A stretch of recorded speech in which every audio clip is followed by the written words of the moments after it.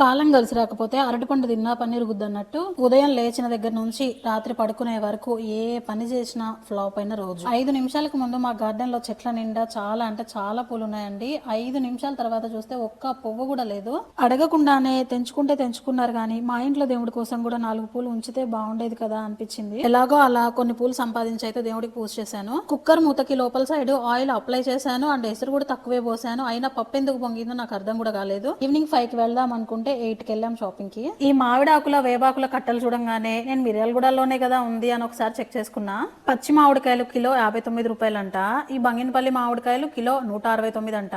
ఇక్కడ నీరసంగా ఉన్న ఈ పచ్చి మామిడికాయలు కిలో 45 రూపాయలంట. వాడిపోయిన ఈ బంతి పువ్వులు కిలో 80 రూపాయలంట. క్యాలీఫ్లవర్ ఒకటి 14 రూపాయలంట. ఇన్ని క్యాలీఫ్లవర్లలో ఒక్క క్యాలీఫ్లవర్ కూడా బాగాలేదు, అన్ని ఫంగస్ ఫామ్ అయి ఉన్నాయి. ఆల్మోస్ట్ స్టోర్కి వచ్చిన వాళ్ళందరూ చెక్ చేసుకోకుండానే కొంటున్నారు. ఇదిగో చూడండి, ఈ జాక్ ఫ్రూట్ ఆల్మోస్ట్ ఐసీ స్టేజ్ లోనే ఉంది. ఇది తిన్నారంటే గోవిందా గోవిందా. అప్పట్లో ట్రెండ్ అయిన మెజెంటా కలర్ లో క్యాలీఫ్లవర్ చూడడానికి చాలా బాగుంది కదా. ఉల్లి చేసిన మేలు తల్లి కూడా చేయదంటారు కదా. ఈ సాంబార్ ఉల్లిగడ్డలు కిలో 89 రూపాయలు, పెద్ద ఉల్లిగడ్డలు కిలో 25 రూపాయలు. Britannia all time my favourite cake. Watermelon ఎన్ని కలర్లు వేసుకొని వచ్చినా కానీ మెయిన్ తినేది మాత్రం గ్రీనే.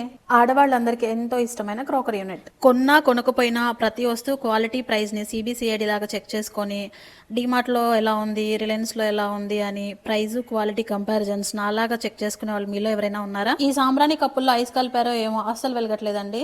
షాపింగ్ కంప్లీట్ అయ్యేసరికి లేట్ నైట్ అయిపోయింది. ఇంకా ఫుడ్ బయట తినేసి వెళ్దామన్నారు.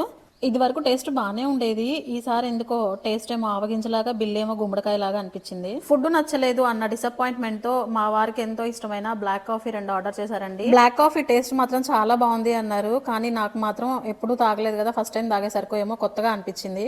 ఇలా నా ఫ్లాప్ డే ఎండ్ అయింది. వీడియో నచ్చితే సబ్స్క్రైబ్ చేసుకోండి, లైక్ చేయండి, కామెంట్ చేయండి. Thank you.